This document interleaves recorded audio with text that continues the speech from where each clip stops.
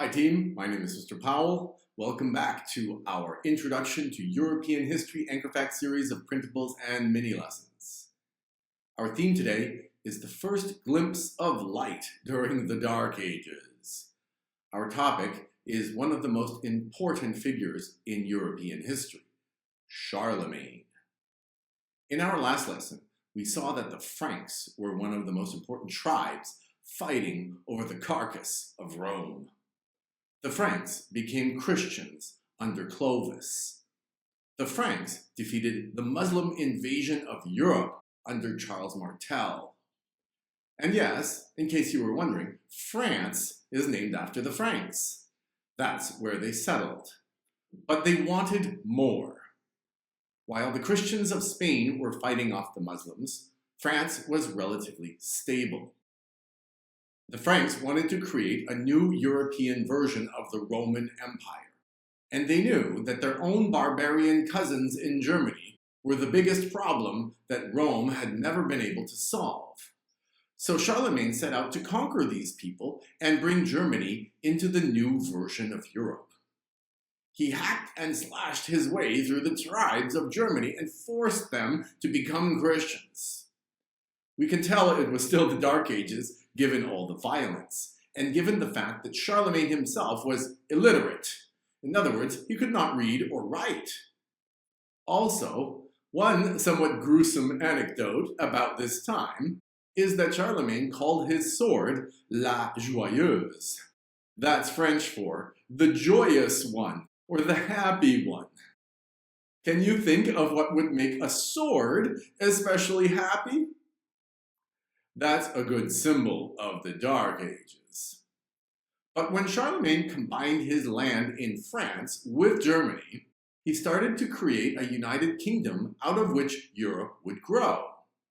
His final act of conquest was to cross the Alps into Italy with his army. When he did it, it was only the second time in history it had been accomplished. As we see in this famous painting of Napoleon, who later also crossed the Alps, the names Hannibal and Carolus Magnus are inscribed on the rocks. Hannibal was the Carthaginian general we learned about in the Anchor Fact series on ancient Rome. Carolus Magnus is the Latin version of the name Charlemagne.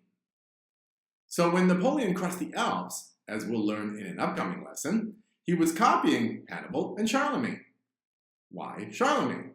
Well, once he crossed into Italy, Charlemagne defeated another Germanic tribe called the Lombards.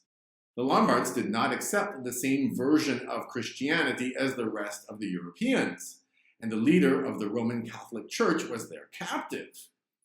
By conquering northern Italy, Charlemagne freed the Pope, the leader of the Catholic Church, from these people who were viewed as enemies.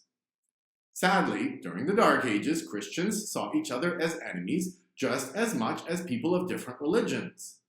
We'll see that it took them a long time to learn the lesson of the importance of tolerating religious differences. In Charlemagne's time, that was unheard of, so he conquered Italy and was rewarded by the Pope with a special title, Emperor of the Romans. Some sources wrongly say that Charlemagne was given the title Holy Roman Emperor. Be careful of that. There was no such thing as the Holy Roman Empire until almost 200 years later. As for Charlemagne's empire, it stretched over France, Germany, and northern Italy. But it did not last.